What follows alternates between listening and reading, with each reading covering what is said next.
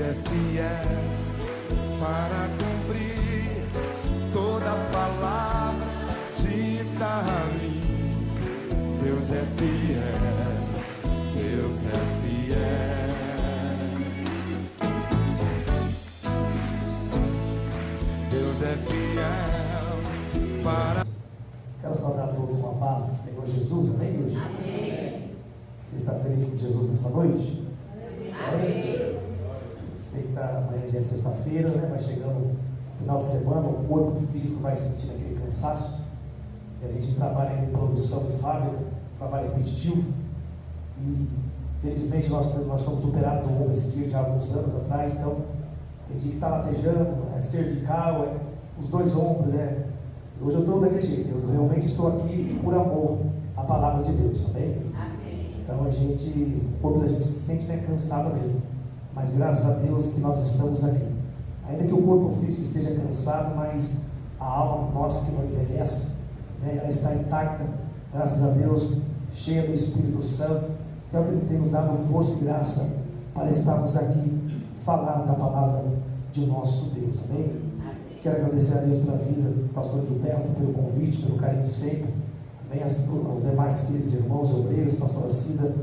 Que Deus possa abençoar a vida de todo o grupo, em nome de Jesus, né, e rever pessoas, que as pessoas servem de Deus também, em nome do Senhor Jesus. Amém, igreja? Amém. Quero trazer aqui também a saudação do meu pastor Adolfo Fonseca, da comunidade Céu, onde nós congregamos ali no Cruzeiro do Sul. E sempre estamos debaixo da bênção do nosso pastor, amém, para estar ministrando a palavra do nosso Deus. Então, você que trouxe a Bíblia Sagrada, por gentileza, se puder acompanhar o Evangelho de Jesus, segundo escreveu São Marcos, no seu capítulo de número 2, uma história muito conhecida da Igreja de Jesus, amém? Glória a Deus. Evangelho de Jesus, segundo escreveu Marcos, no seu capítulo de número 2, versículo 1 a seguir. Glória seja dada ao Senhor nessa noite. Deus falou poderosamente nessa noite, né? Desde o início, foi praticamente um rápido estudo, né? Servo de Deus Gilberto, sobre Cristo Jesus, sobre a exaltação que Deus fez na vida de Cristo Jesus, que possamos seguir este exemplo de Cristo Jesus, amém? Se você não encontrou, tem o telão para ajudar. E diz assim: e alguns dias depois entrou outra vez em Cafarnaum, e soubesse que estava em casa. Então muita gente se reuniu ali, de forma que não havia lugar, nem junto à porta. E ele lhes pregava a palavra. Vieram alguns homens, trazendo-lhe um paralítico, carregado por 4 deles. Não podendo levá-lo até Jesus, por causa da multidão, removeram parte da cobertura do lugar onde Jesus estava, e pela abertura no teto, baixaram a maca em que estava deitado o paralítico. Vendo a fé que eles tinham, Jesus disse ao paralítico: filho, os seus pecados estão perdoados. Estavam sentados ali alguns mestres da lei, raciocinando em seu íntimo: por que esse homem fala assim? Está blasfemando. Quem pode perdoar pecados a não ser somente Deus? Jesus percebeu logo em seu espírito que era isso que eles estavam pensando, e lhe disse: porque vocês estão remoendo essas coisas em seu coração? Que é mais fácil dizer ao paralítico: os seus pecados estão perdoados, ou levanta-se, pegue a sua maca e ande. Mas para que vocês saibam que o Filho do Homem tem na terra autoridade para perdoar pecados, disse ao paralítico: eu digo a você, levante-se, pegue a sua maca e vai para casa. Ele se levantou, pegou a maca e saiu à vista de todos, que atônitos glorificaram a Deus, dizendo: nunca vimos nada igual. Amém? Amém. Por gentileza, pode tomar o seu assento, glorificando Deus, enaltecendo o nome daquele que é digno de honra, daquele que é digno de todo louvor. Louvado seja Deus. Queridos e amados irmãos em Cristo Jesus, como eu disse nas primeiras palavras, nós estamos diante de um texto, de uma história totalmente conhecida da igreja, ministrada muito em cultos de cura.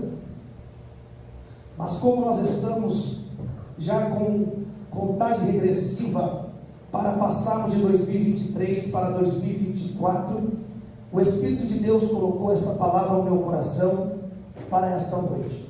Então, se Deus colocou esta palavra no meu coração, tenho certeza que tem endereço certo, amém? E eu gostaria de dar um tema para esta mensagem nesta noite, e o tema da mensagem que Deus colocou no meu coração é o seguinte: o que te fez paralisar? Amém? O que te fez paralisar? Nem sempre, talvez, o paralisar seja no físico. Talvez o paralisar não foi ministerial porque você está aqui nessa noite, mas talvez em algumas áreas da sua vida algo parou no meio do caminho. Talvez você teve projeto para este ano, você projetou, mas às vezes tem projetos que não saíram do papel, outros que saíram, começou a caminhar bem, mas parou no meio do caminho. E Deus me trouxe nessa noite com a revelação desta palavra para dizer para você que aquilo que paralisou sobre a tua vida, Jesus chegou para poder dar continuidade sobre ela. Assim como Jesus fez um milagre na vida deste paralítico, esse homem que por muitos anos, a Bíblia não diz o tempo em que levou este homem a estar paralítico, mas quando aquele homem foi colocado na presença de Jesus, esse homem volta para casa andando com a maca sobre as suas costas. Seus vizinhos ficaram pasmados, a multidão ficaram atônita e disseram: nunca vimos nada igual. Repito, nunca vimos nada igual. Isso aqui é profético. Jesus ainda faz aquilo que muitas pessoas ainda não viram. O que Deus quer fazer na minha e na sua vida são coisas que talvez não fez na vida de ninguém. Ele é Deus e Ele pode fazer isso. Afinal de contas, a Bíblia diz que Jesus é o mesmo hoje e será por toda a eternidade. Sabemos que dentro do contexto dessa passagem bíblica, a Bíblia diz que Jesus havia acabado de sair da cidade de Gadara. Jesus havia curado o endemoniado em Gadara. Então Jesus agora, ele transporta, ou seja, pega o barco com seus discípulos e ele volta para a cidade de Cafarnaum. E o que me chama a atenção, que diz o texto: depois de alguns dias, ele voltou novamente para Cafarnaum. Estava dentro de uma casa, que a Bíblia não diz a casa de quem era, mas tudo leva a crer que é a casa de Simão Pedro. De repente Jesus está anunciando a palavra. Observem bem que nesse texto Jesus não está no início, ele não está curando ninguém. Jesus estava pregando a palavra. Por quê? Porque esse detalhe me ensina que a palavra é prioridade dentro da casa do Senhor. Eu sei que a cura é consequência do poder da palavra. Eu sei que existem algumas coisas que a gente às vezes põe na frente da presença de Deus, mas o que prevalece, o que permanece, o que faz a mudança é a palavra de Deus. Nada substitui as Sagradas Escrituras. Afinal de contas, a Bíblia diz que a palavra de Deus, ela desce no nosso pensamento. Ela é como a espada de dois gumes que decide, que ela faz separação, divisão da alma, do corpo, dos membros, ou seja, ela decide a intenção do nosso coração. Jesus foi bem claro em dizer, ele não disse conhecereis a cura e será liberto, ele disse conhecereis a verdade e a verdade vos libertará. Se pois o Filho vos libertar, verdadeiramente sereis livres. Então você consegue observar que Jesus sempre priorizou a palavra. Ele começava pregando, ele começava anunciando o reino dos céus, e a cura era consequência daquilo que ele estava pregando, porque quando Jesus pregava, a multidão ouvia, e a Bíblia diz que a fé vem pelo ouvir, e ouvir a sua palavra, e quando a fé gera no coração do homem, ele tem fé para ser curado, ele tem fé para ser libertado, ele tem fé para interceder por alguém, e o milagre acontece. É por isso que a Bíblia Sagrada ela é prioridade. Só para relembrar os amados e queridos irmãos, o próprio Simão Pedro, que estava aqui, provavelmente em sua casa, estava presente com Jesus e com os outros apóstolos. Ele sempre acompanhou o ministério, que foi rápido, 3 anos e meio aproximadamente, Jesus, mas sempre aprendeu que a palavra era prioridade. É por isso que o João também, o discípulo amado, aprendeu com os demais discípulos que Jesus priorizava a palavra do Pai. É por isso que João vai escrever no capítulo 6, versículo 68, ele vai dizer assim: e respondeu-lhe Simão Pedro: para onde iremos nós, se somente tu tens a palavra de vida eterna? Porque João priorizava a palavra, Pedro priorizava a pregação de Cristo Jesus. O mesmo João, amado discípulo de Jesus, escreveu em João capítulo 17, versículo 17, que está escrito: santifica-os na verdade, porque a tua palavra é a verdade. Porque João sabia da prioridade que era a palavra que saía da boca de Jesus. O mesmo João escreve na primeira carta, capítulo 5, versículo 7: são três no céu que dão testemunho na terra: o Pai, a palavra e o divino Espírito Santo. É por isso, queridos e amados irmãos em Cristo Jesus, que também o salmista, o Salmo 1, versículo 1, também sabia priorizar as Sagradas Escrituras, porque ele vai dizer um texto conhecido dos crentes, que é: bem-aventurado é o varão que não anda segundo o conselho dos ímpios, nem se detém a caminho de pecadores, nem se assenta à roda dos escarnecedores, mas antes o seu prazer está na lei. O que é a lei? A palavra. E nesta lei ele medita de dia e de noite. Semelhante a Josué 1:8, Deus disse: não cesse de falar da sua boca o livro desta lei, porém medita nela de dia e de noite. Josué priorizava a palavra, o salmista priorizava a palavra, os apóstolos priorizavam a palavra. É por isso que o Salmo 119, versículo 9 está escrito: como purificará o jovem o seu caminho? Somente observando a sua palavra. Porque o salmista priorizava a palavra de Deus. A Bíblia continua dizendo, no Salmo 119, versículo de número 11, o salmista vai dizer: eu guardei a tua palavra no meu coração para não pecar contra ti. Porque o salmista priorizava a palavra de Deus. A Bíblia continua dizendo no Salmo 119, versículo 97, está escrito: quanto amo a tua lei, ela é minha meditação todos os dias.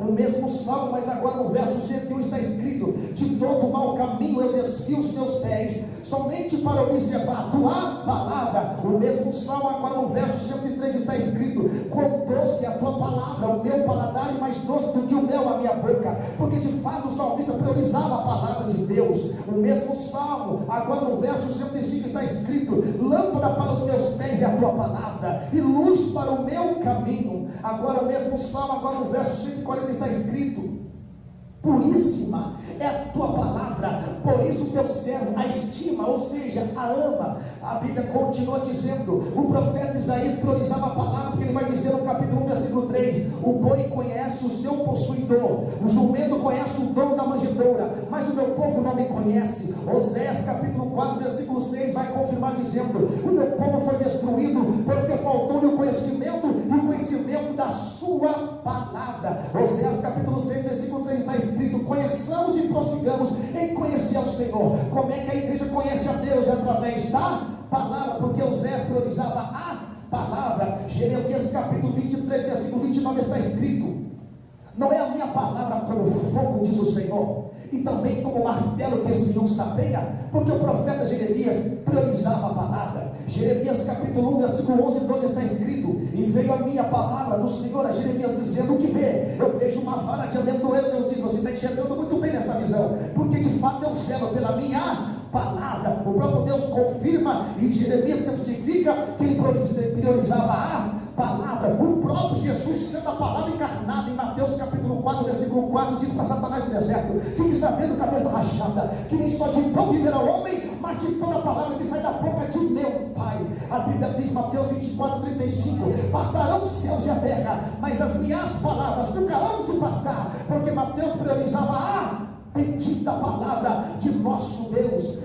Paulo escreve em 1 Timóteo capítulo 1, versículo 15: fiel é esta palavra, digna de toda aceitação, que Jesus Cristo veio a este mundo salvar o pecador, pelo qual eu sou o principal. Hebreus capítulo 1, versículo 3 está escrito: o Filho é o esplendor da sua glória, a expressa imagem da sua pessoa, sustentando todas as coisas pelo poder da tua palavra. A igreja tem que priorizar é a palavra. Onde tem palavra tem libertação, onde tem palavra tem cura, onde tem palavra tem restauração, onde tem palavra Deus ainda traz existência aquilo que não existe. É por isso que a primeira frase desse texto me chama a atenção, porque Jesus volta de novo para Cafarnaum e ele está fazendo o que ele mais amava: ele estava pregando a palavra. Porém, havia alguns grupos de multidões, aqueles que realmente seguiam porque amava, tinha sede pela palavra de Deus, mas tinha outro grupo que apenas queria o pão e o peixe. Mas Jesus sempre priorizou, foi a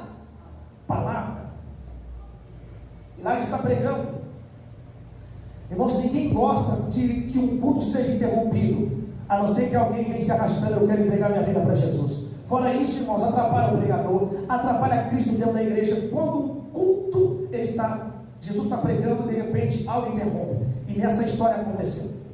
Jesus está pregando o seu sermão, há uma grande multidão. Segundo historiadores bíblicos, diz que uma multidão equivale a mais ou menos 5.000 pessoas. Imagina um tanto de pessoas. A Bíblia diz que a casa ficou cheia, ninguém mais entra, ninguém mais sai. Lá está Cristo, o centro do culto. Ele está pregando, ensinando o reino dos céus.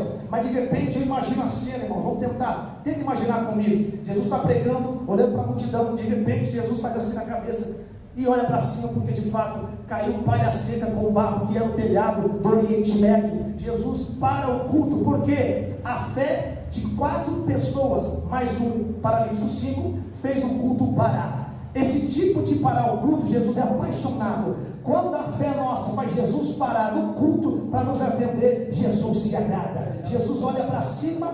Os homens estão fazendo loucura aos olhos humanos. Eles estão fazendo um buraco. De fato fizeram um buraco naquele telhado, e começou a descer o paralítico, provavelmente com uma corda. São 4 amigos, cada um na ponta de uma maca. Tem que trabalhar em conjunto. Se um soltar mais rápido, o paralítico pode tombar e cair, e ali piorar a situação. Mas se cair na presença de Jesus, ele conserta o que está quebrado. Amém? Glória a Deus. Eles estão descendo em conjunto. Eu fico imaginando a posição da cabeça de Jesus. Jesus está assim, não somente em toda a multidão. O crente é curioso, todo mundo parou e ficou olhando. Enquanto eles vão descendo, quando o paralítico ficou aos pés de Cristo, Jesus olhou para ele e disse: filho, bom ânimo, perdoados estão os seus pecados. Diz a Bíblia que os fariseus, alguns escribas que estavam ali apenas por ser curiosos, tentando procurar uma brecha em Cristo Jesus, que nunca encontraram, porque ele sempre foi um homem perfeito. Então eles pensaram assim: quem é este? Ele está blasfemando? Quem é ele para perdoar pecado, sendo que só Deus perdoa pecado? Jesus provando que ele é Deus. Então Jesus, ouvindo os pensamentos deles, só Jesus sabe o que nós estamos pensando agora. Então Jesus disse: por que arrazoais em vossos corações a forma que eu falo com esse homem? Qual é melhor dizer, perdoados estão seus pecados, ou dizer, pega a tua cama e anda e vai para a tua casa? Mas para que saibais que o Filho do Homem tem poder sobre a terra, eu te digo, filho, pegue a tua cama, põe nas costas. Em outras palavras, anda e vai para a sua casa. Aleluia. Diz a Bíblia que ficaram atônitos e glorificaram a Deus, porque nunca havia visto algo tão extraordinário, que foi a cura deste paralítico, que com certeza dá-se a entender pelo texto que era consequência de algum pecado. E não só, está no plural, perdoados estão os seus pecados, no plural. Observe bem que o pecado, alguma coisa que o Senhor cometeu, paralisou a sua vida. Bom, deixa eu começar a trazer algumas revelações que o Senhor ministrou no nosso coração. Primeira coisa, a primeira palavra que nós lemos aqui diz assim: depois de alguns dias, Jesus retornou ou voltou novamente para Cafarnaum. Você consegue observar que o milagre desse homem aconteceu depois de alguns dias. Ou seja, o que eu aprendo com esta primeira palavra? Eu aprendo com Deus que nem sempre o primeiro encontro será o teu milagre, nem todo primeiro encontro será a tua vitória. Mas o mais importante não é se é o primeiro ou o segundo encontro. O importante é que vai acontecer. Estou profetizando. O importante é que vai acontecer um milagre na vida de alguém. Se eu fosse você, eu pegava essa palavra profética, porque estamos quase terminando 2023. E antes de bater o relógio, 00:01 para 2024, Jesus ainda pode fazer um milagre na vida de alguém. Nessa noite Deus está dizendo: aquilo que te fez paralisar. Eu cheguei para botar uma vírgula e você voltar a andar, destravar aquilo que te fez parar. Eu não sei em que área da sua vida alguma coisa parou nesse ano de 2023, mas o Senhor me trouxe nessa noite para profetizar sobre a tua vida pela palavra, que o que estava travado, Deus vai destravar. Se não for ainda no finalzinho desse ano ainda, se prepara, Deus tem novidade para alguém em 2024. Você crê nisso? Aleluia. Queridos e amados irmãos, então milagre nem sempre acontece no mesmo dia, mas aconteceu. Também aqui eu aprendo falando de oportunidade. Não podemos perder a oportunidade que Deus nos concede. Quantas das vezes Deus tem dado oportunidade e muitas das vezes a gente perde a oportunidade por não ter discernimento do Senhor. Já imaginou se Bartimeu não clamasse a Jesus? Porque segundo o relato, o contexto histórico da sequência da vida de Jesus, seria a última vez que Jesus passaria por Jericó. Então Bartimeu, claro que ele não sabia, mas eu creio que foi o próprio Espírito de Deus que toca o coração de Bartimeu, e ele começa a clamar. Era a sua única oportunidade. Se ele não clamasse, o milagre não aconteceria. Então Deus me trouxe nessa noite para profetizar na vida de alguém. Hoje é a oportunidade de alguém, aleluia, ser tocado por Deus, receber o teu milagre e Deus fazer o milagre que você mais precisa na noite desse dia. Pode ser hoje o teu milagre. Assim como aconteceu com Verônica. Pastor, tem Verônica na Bíblia? Não tem. Mas alguns livros apócrifos dizem que o nome da mulher do fluxo de sangue era Verônica. Ela também aproveitou aquela oportunidade para tocar na hora do manto de Jesus Cristo. Então nessa noite eu estou dizendo, não perca a oportunidade.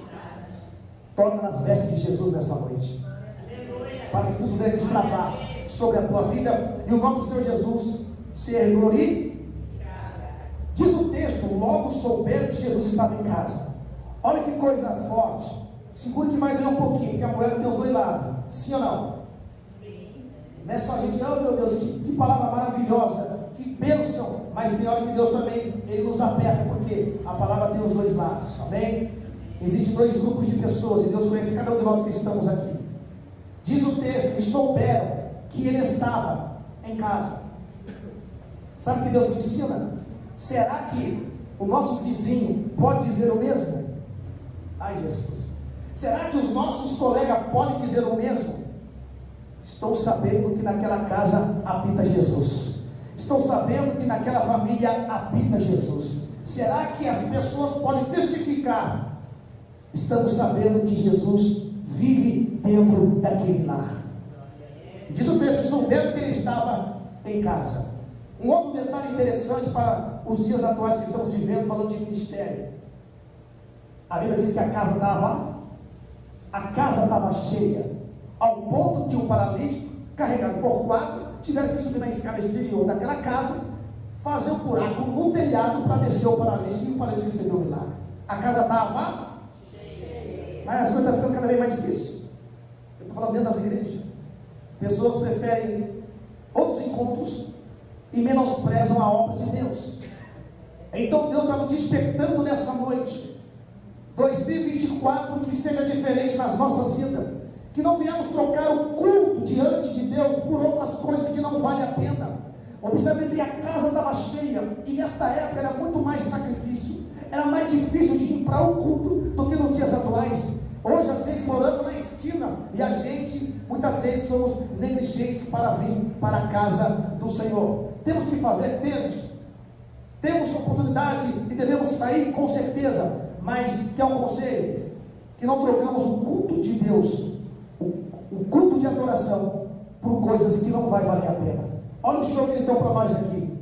A casa estava cheia, quando não era de jumento era a pé. Lembra de alguns séculos atrás, na época dos nossos avós e bisavós, eles contam a história, como que eles iam para o culto. Tinha que chegar na porta do culto, tinha um obreiro, uma obreira com um balde de água para tirar o barro dos pés, mas a igreja estava assim, e a presença do Espírito Santo era notória, porque de fato não media circunstância, não colocava um obstáculo para adorar a Deus na casa de oração. É difícil dar glória agora? Glória a Deus. Bendito seja Deus. Um outro detalhe que eu aprendo aquele paralítico só recebeu o milagre porque teve ajuda de 4 amigos. De 4 amigos. Sabe o que Deus me ensina? Nem sempre eu e você vai receber o milagre sozinho. Às vezes vamos precisar de alguém, vamos depender de ajuda de alguém. Mas às vezes o que Deus quer quebrar em nosso coração é o famoso chamado orgulho. Às vezes o orgulho fala mais alto. E Paulo vai dizer em Romanos 12:13: comunicai ao santo as vossas necessidades. Mas existem muitas pessoas que ainda o orgulho fala mais alto, e ela paga um preço dentro de casa porque não quer se abrir. E a Bíblia está nos ensinando que amigos é para isso, ainda mais irmão em Cristo Jesus. Nessa noite eu não te conheço, mas eu disse que a palavra é como espada de 2 gumes. Deus conhece a intenção do nosso coração. Então, queridos e amados irmãos, às vezes o milagre vai acontecer através da vida de alguém. Você conhece pessoas orgulhosas? Que ela pode padecer, mas não abre a boca para pedir ajuda, sendo que a Bíblia nos ensina, repito, comunicai aos santos as suas necessidades. Um outro detalhe que eu acho muito interessante, essa mensagem é rica de detalhes, estou falando apenas alguns que Deus ministrou ao nosso coração. Você consegue observar que os 4 amigos olham para o paralítico, sabe lá Deus se seria a última oportunidade. Eles sabiam que Jesus era um missionário por excelência. Jesus não tinha onde reclinar a cabeça, como ele havia alertado ao seu discípulo no início do seu ministério. Então Jesus um dia estava aqui no bosque, outro dia estava no Campos Alemães, outro dia ele estava em Jacareí. Jesus não parava. Então eu creio que esses homens, sabendo disso, eles têm que aproveitar essa oportunidade. Como é que eles vão entrar na casa, sendo que ninguém entrava e saía pelas portas? Você consegue compreender que então, fisicamente dizendo, as portas de embaixo estão fechadas, mas existe um local que eles abriram em cima? Não entendi. Deus manda lhe dizer nessa noite: se as portas de embaixo se fechou, há uma janela aberta em cima. Bendito seja Deus. Só para relembrar a nossa mente, Salmo 121: eu elevo os meus olhos para os montes, de onde me virá o socorro? O meu socorro vem do Senhor que fez os céus e também a terra. Aconteceu com a arca de Noé. A Bíblia diz que Deus fechou a porta por lá de fora. Enquanto a porta estava fechada por lá de fora, significa quando Deus fecha, ninguém abre, e quando Deus abre, ninguém fecha. Mas havia uma janela no interior de cima da arca, foi aonde Noé soltou o corvo e a pomba para ver se as águas iam baixado. Então Deus está dizendo: se esse ano 2023 alguma porta se fechou embaixo, se prepara. 2024 é uma porta aberta vindo da parte de Deus sobre a tua vida. Bendito seja Deus. Creia nessa noite, Jesus está na casa. E quando Jesus está na casa, alguma coisa sobrenatural, extraordinária acontece. Bendito seja Deus. Eles tiveram que subir o paralítico pelo telhado. Você acha que foi fácil? Não foi. Como é que eles venceram aquele obstáculo tremendo? Simples. É para alguém isso aqui. Como é que os 4 amigos venceram aquele obstáculo? Simples. Eles tiraram o foco. Eles tiraram o foco do problema e focaram na solução. A solução está na parte de cima. Você pegou a revelação? Deus está dizendo: deixa de focar o problema. Pregador, porque não é você. Eu sei que não sou eu. Mas se Deus está dizendo, então toma posse desta palavra. Tira o foco do problema e passa para olhar para o autor e consumador da nossa fé. Porque Deus é maior do que os nossos problemas. Bendito seja o nome de Jesus. Você já imaginou se Daniel ficasse focado no problema? Que problema era gigantesco? Leões jejum, leões famintos em jejum para poder devorar a sua vida. Claro que eu creio que quando ele foi lançado diretamente na cova, ele, como 100% homem, temia e olhava os leões avançando, vindo em direção a ele, sentindo um cheiro de carne nova. Mas eu fico imaginando a cena, enquanto Daniel está focado no problema, o leão está avançando. Mas quando ele fecha os olhos, dobra o seu joelho, dá uma olhadinha para cima e começa a clamar o Deus que fez os céus e a terra, os leões tiveram que dormir, ser adormecido pelo anjo do Senhor, e serviu como travesseiro de descanso para Daniel. Por quê? Daniel tirou o foco do problema e olhou para o céu. Mesma coisa Estevão, quando foi martirizado, apedrejado. Se Estevão continuasse olhando para as pedras, ele negaria o nome de Cristo Jesus. Mas quando ele está sendo apedrejado, o seu foco é os céus, que a Bíblia diz: e Estevão, cheio do Espírito Santo, viu o céu aberto, viu Jesus Cristo à direita de Deus Pai, e glorificou o Deus Todo-Poderoso. Deus está dizendo, tira o teu foco. Tem pessoas aqui que focou muito no ano 2023 nos problemas. E tem gente que entrou nessa noite, ainda está focando no problema. Porque é natural, a gente vai para o culto muitas vezes para adorar a Deus, mas o problema nos leva até o culto para Deus solucionar o problema. Mas o Senhor está dizendo nessa noite, tira o foco do problema, tira o foco das pedradas, tira o foco do leão, porque o leão da tribo de Judá está aqui nessa noite para te dizer, hoje eu fecho a boca do leão e te dou vitória, em nome de Jesus Cristo. Você crê? Então você ocupa as suas mãos e aplaude a Jesus nessa noite. Aleluia. O milagre só aconteceu.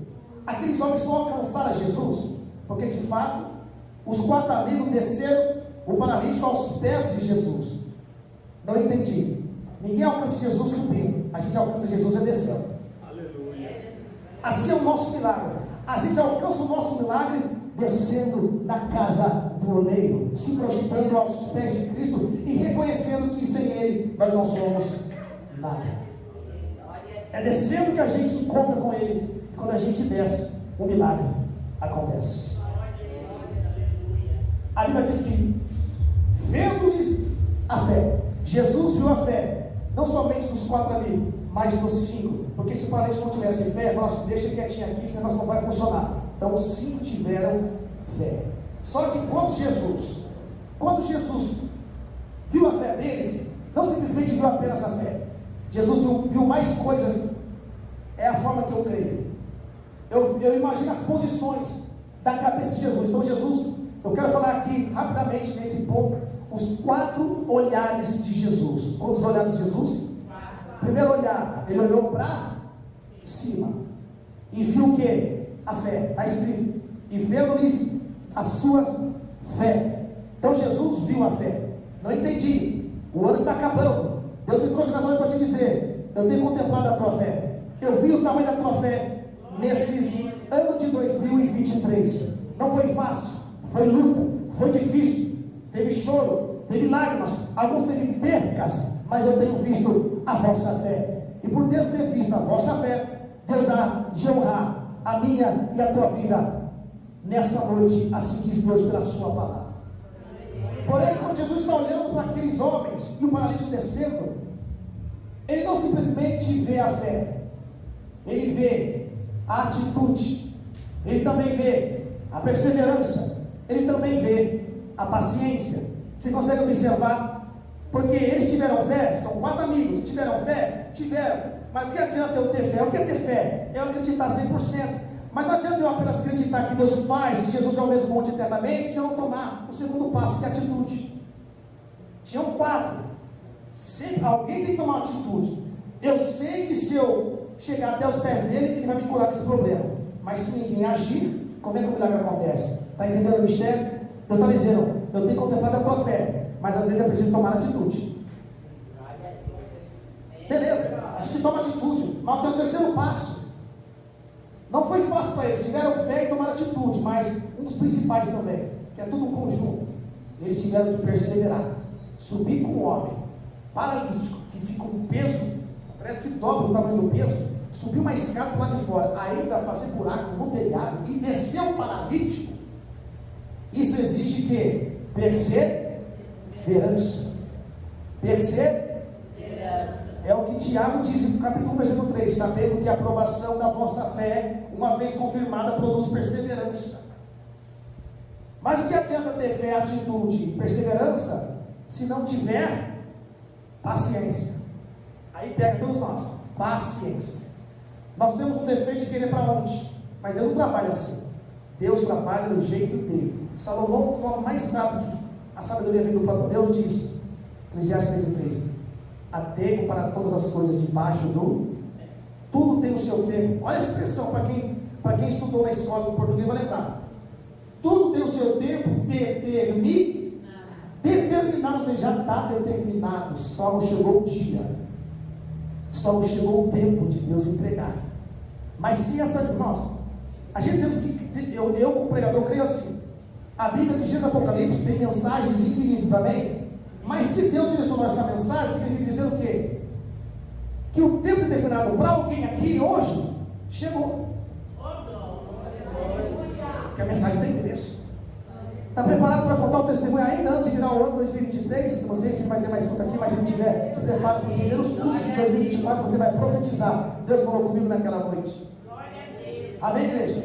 Amém. Mas olha aqui, os 4 olhares de Jesus. Tem mais? Primeiro ele olhou a fé. Mas quando desceu o paralítico aos pés dele, olha a posição da sua cabeça. Ele começa olhando para cima. Daqui a pouco Jesus olha. Segundo olhar, ele olhou para baixo. E quando ele olha para baixo, ele não vê simplesmente um paralítico. Pergunta o que ele vê. Tem coragem de perguntar? Ele vê uma vida de sofrimento. Ele vê uma vida de decepções. Ele vê uma vida de angústia.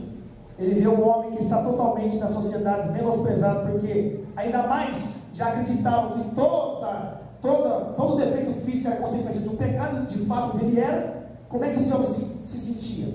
Então Jesus, quando olhou para baixo, ele viu a vida de sofrimento daquele homem. Não entendi, pregador. Deus já viu a tua fé, mas também tem contemplado a tua vida de sofrimento, de dor, nesse ano que está se indo embora. E se ele está olhando, significa que ele também dará a solução. Amém? Amém. Eu imagino o terceiro movimento da cabeça de Jesus. Primeiro olhou para, segundo olhou para, terceiro, Jesus olha para toda a multidão que está prestando atenção nele. A casa está cheia. Jesus não fica focando apenas numa pessoa. Ele vai pregando, vai gesticulando e vai dando atenção para cada um e vai olhando. Fica imaginando. Então Jesus olhou para os lados. Amém? Sabe o que Deus está dizendo? Descansa o teu coração. Eu tenho visto tudo que tem passado ao seu redor. Eu tenho contemplado tudo que está passando ao seu redor. Nada passa desapercebido aos meus olhos. Fica tranquilo, fica tranquilo. Assim diz o Senhor, pela revelação da sua palavra. E para mim, o quarto olhar de Cristo, para mim um dos mais lindos, que só Ele tem esse poder. Ele olhou o coração. Diz o texto: porque arrazoais em vosso coração a respeito da forma que eu estou dizendo a este paralítico. Ou seja, Jesus viu o corar.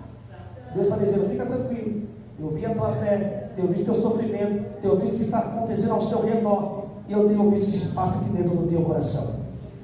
Então, se Jesus está vendo, ainda que o esposo não vê, ou se faz de cego, ainda que a família se faz de cego e não vê, o importante é que aquele que tem como os olhos como chama de fogo, tem contemplado tudo que você tem passado até o dia de hoje, 21 de dezembro de 2023. Deus manda lhe dizer: a tua história não vai terminar assim. O paralítico chegou carregado, mas voltou andando. Vou repetir isso aqui. O paralítico chegou no culto carregado, mas voltou para casa andando com as próprias pernas. Deus manda dizer para alguém entrou carregado, ou seja, só Deus sabe como você entrou nessa noite. Foi uma guerra para você estar nessa noite, mas o Espírito Santo te pegou pelos braços e te trouxe nessa noite para te dizer: mulher, foi o Espírito de Deus que te trouxe nessa noite. Eu nunca te vi, nunca te conheço, mas Deus conhece a tua vida.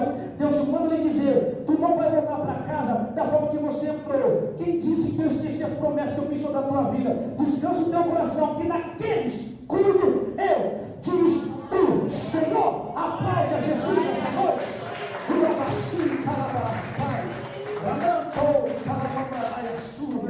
Jesus está nessa noite para mudar a história de crente aqui. Aleluia. Eu já vou adiantar porque eu sou ansioso, tem hora que a cabeça esquece, não sou um computador. Aquele homem foi dominado pela máquina por muitos anos, não se sabe quantos anos. A máquina que dominava aquele homem. Por isso Jesus diz assim: por que Jesus fez assim? Levanta e vai para casa. Não, levanta, pega a tua cama. Ou seja, aquilo que te dominou até hoje, eu invento as posições. Aquilo que te dominava, é você que vai dominar ele a partir de hoje, porque hoje te deu domínio próprio. Deus está dando domínio próprio para a igreja nessa noite. Deus está dando domínio próprio para alguém aqui. Aleluia. Eu não sei o que tem te dominado nesse ano, talvez há alguns anos, mas Deus me trouxe nessa noite dizendo: hoje você vai pegar a tua mão, vai pousar nas suas costas, vai dizer: agora quem tem domínio sobre você sou eu. Nunca mais você vai me dominar. Toma posse desta palavra e diga graças a Deus por isso. Jesus já não foi diretamente dizendo assim: levanta e anda. Ele disse o que antes? Perdoados estão os seus? Pergunta por quê? Vocês são tímidos. Provavelmente, o homem precisava ser curado de 3 coisas. Quantas coisas? 3. Primeiro, provavelmente ele teria que ser curado primeiro para depois levantar o físico. Ele tinha problemas emocionais, psicológicos e espirituais. Por quê? Emocionais. Jesus chamou ele de quê? Filho, sim ou não? Está no texto, filho, bom ânimo, perdoados estão os seus pecados. 3 palavras: filho, bom ânimo e perdoados estão os seus pecados. Por que chamou de filho? Só chama de filho quem é pai. E por que isso faz questão de chamar filho? Provavelmente os pais daquela época era muito mais como posso dizer a palavra?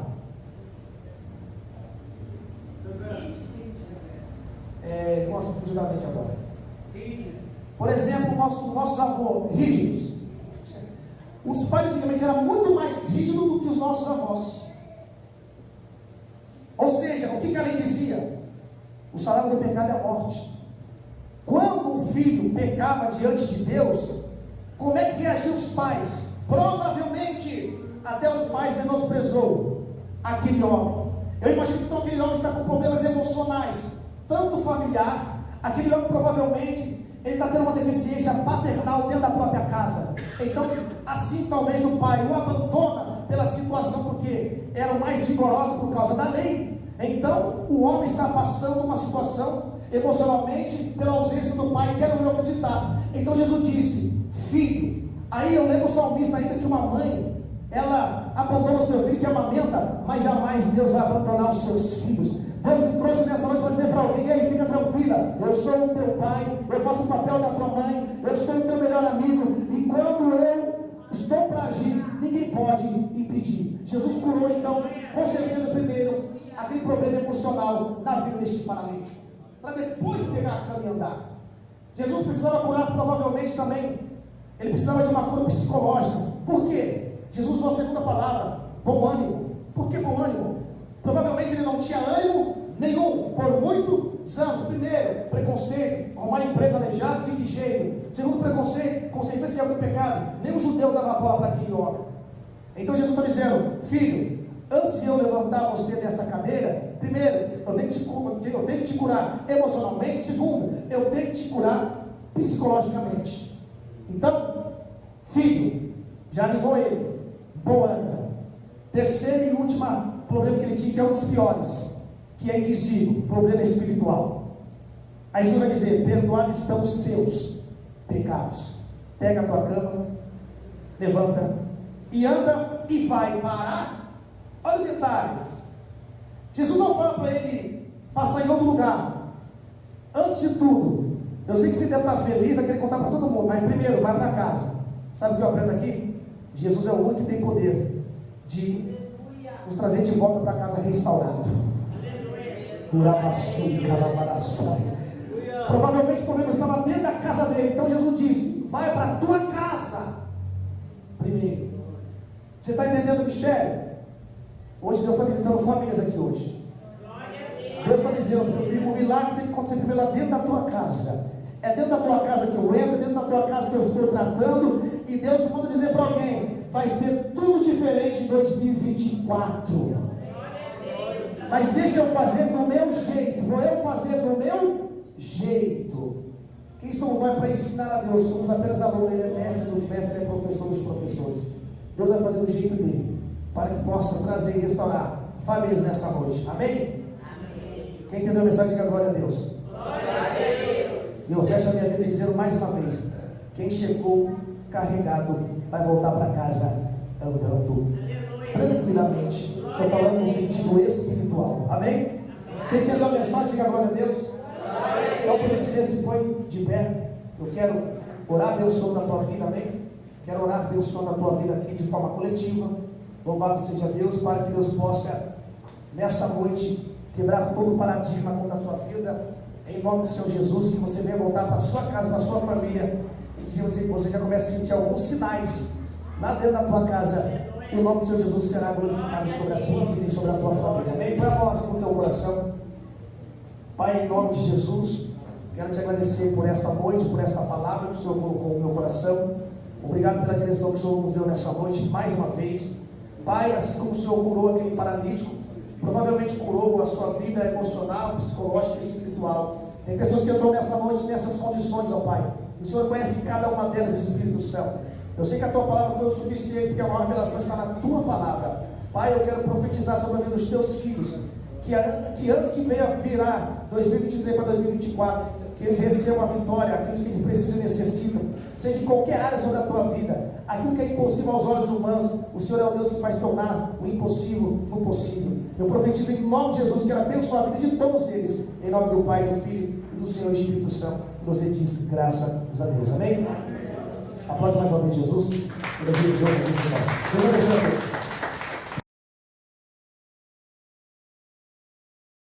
Eu saúdo a igreja com paz em nosso Senhor Jesus Cristo, e mantemos a nossa mão assim, para o alto, para cima, para segurar, para receber as bênçãos que o grande Senhor ainda estão dispensando aqui nesta noite.